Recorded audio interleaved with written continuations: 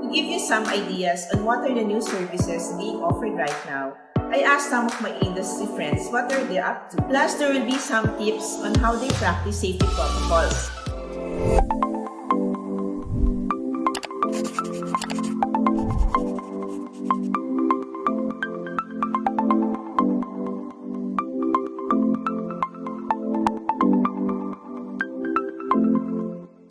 Hey everyone! Welcome back to my channel. If you're new here, I'm Kuchi and I'm a wedding and events planner. Thank you for being here. My vlog for today is all about couples and also my fellow wedding suppliers who are not yet quite sure on how to adapt to the new normal. I know there's gonna be a bit of adjustment that we should be doing, but I know we can survive this. But first, the good news. According to recent surveys, a lot of couples are still pushing through with their wedding, although on a different date, most of them next year, while others have just switched to a smaller and intimate wedding. So today, to give you some ideas on what are the new services being offered right now, I asked some of my industry friends what are they up to. So I asked the photographers and videographers, event stylists, venues, caterers, bridal gown designers, hairstylists, and my fellow wedding planners. Plus, there will be some tips on how they practice safety protocols. So I'm sure na by the end of this video, our soon-to-wed couples will be inspired again to continue wedding planning, and our wedding suppliers will have more ideas on how to service their clients. Please do make sure to stay till the end and know more about it. For photo and video, I asked some of my friends from Mayad Studios, Benji Chonko Photography, and Treehouse Story. Alam naman natin na isa sa mga unang supplier binubook ng mga couples ang photo and video team. Of course, everyone wants their wedding to be documented really well. That's why ang photo and video teams naman are very quick on their feet with regards to adapting to the new challenges imposed upon by COVID-19. For example, Mayad Studios, a photo and video supplier, launched Mayad Basics. It's an intimate wedding package that celebrates how love is basic and yet so much worth celebrating, especially now. They also have Mayad live streaming, which lets your guests watch your wedding in the comforts of their own homes. Benji Chonko, a wedding photographer, also launched an intimate wedding package that can be customized according to your needs. Another video supplier, Treehouse Story, also offers live streaming services, this time with a 4-camera setup with an SDE-like live stream which your family and friends can enjoy even at home. To ensure safety, these wedding suppliers will also limit their team members on the day of the event. Usually from about 8 to 10, they will do about 2 or 3 na lang, but assuring the same quality of service. Of course, they have to undergo the protocols required like rapid tests, wearing of masks, frequent sanitations, and of course, social distancing. For venues like Hilton Manila, a hotel, they have to be very meticulous with regards to sanitation. That is why they have to make major transformations to make their guests feel safe in their hotel experience. And so they launched Event Ready with Clean Stay, where guests will be able to feel a leveled up Hilton hospitality and also a high level of cleanliness standard from your check-in up to your check-out. They really made sure that everything is covered for their guest safety and peace of mind. They also made a checklist for that na meron pang contactless arrival and redesigned spaces. For event stylists like Randy Lazaro, the new normal is very challenging kasi nga usually they work on large spaces and big venues. So Randy Lazaro decided that being flexible is the way to go. That would mean they will be giving flexibility in their arrangements. So if your event is going to be in a home, in a garden, in a restaurant, or be in a private club, they are very willing to adjust to your requirements. So that would be maybe a custom table setup, a wall decor, a photo corner, or even a set design as necessary. They are also planning to launch a new brand to offer curated floral arrangements to be delivered wherever you are and for whatever occasion.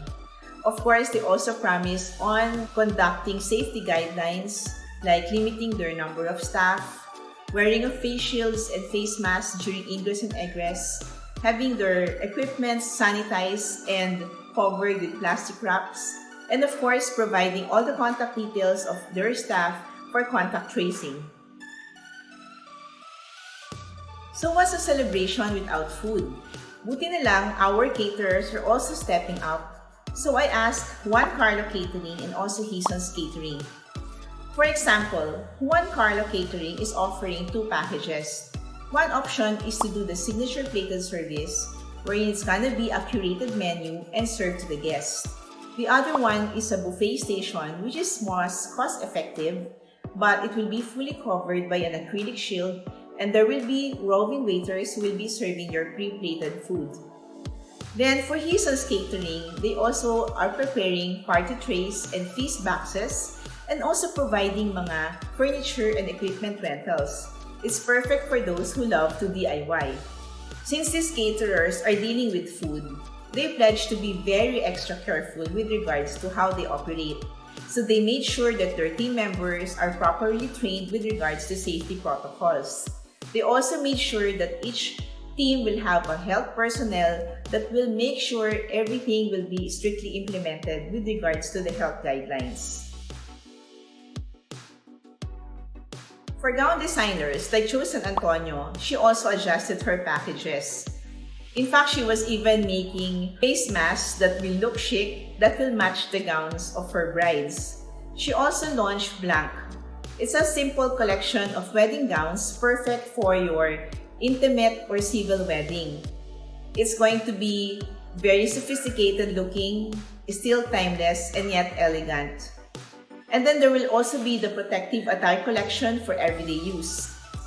She also suggested on doing virtual fittings in her atelier, wherein the client doesn't have to go out of their house and everything will be done online. Of course, if you still want to visit her shop, she made sure that her shop will be very well sanitized in every visits that you make. For hair and makeup artist Jelly Eugenio, he is limiting his service to just the bride and groom only. Since nga very close contact ang trabaho nila with the couples, he has to make sure that everything about his equipment is very well sanitized. So aside from the wearing of the PPEs, the mandatory rapid tests and sanitation training that they underwent, he invested on a UV sterilizer to make sure that all his tools and equipments are very clean and well sanitized before use. And lastly, wedding planners. Since the start of the quarantine, we at Getting Married have already adjusted our packages with regards to servicing intimate weddings. So we have been very flexible with our rates and also offering whatever services the client would need as necessary. Actually, since the start of the quarantine then, a lot of our clients have been adjusting their weddings to a different date, and so we have been making follow-ups also with regards to their wedding planning. Some of them will have a sequel wedding wherein they had an intimate wedding and then a bigger celebration. Others are planning on having shift weddings wherein most likely they will have a wedding for lunch and then another reception for dinner, since hindi nila pwedeng mapagsama-sama lahat ang guests nila at one time. And then there are also those who would like to plan on having a multi-function wedding wherein some guests will have an invitation only for a rehearsal dinner, an invitation for the actual reception, or maybe for an after party. So there's a lot of possibilities happening right now and it's very exciting. Of course, on the day of the event, my team will be observing the necessary protocols as mandated by the government. Of course, the usual face shields, face masks, rapid testing, frequent sanitation, and of course, we will be observing a lot of safety protocols pa that must be implemented by the guests and also by the wedding venues. Each member of my team will also receive a Keep Safe kit for their own protection. So those are just some of the wedding suppliers that have innovated their services to adapt to the new normal.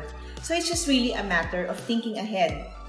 So whether you are feeling stuck, if you are a soon-to-wed or a wedding supplier, I hope this vlog was able to give you ideas on your next steps. And I really hope we can all pull through. If you have any questions, feel free to leave them below. And before you go, please don't forget to click like, subscribe, and share this video if you found it helpful. Let's help the wedding industry together. Thank you so much for watching and see you again on my next vlog.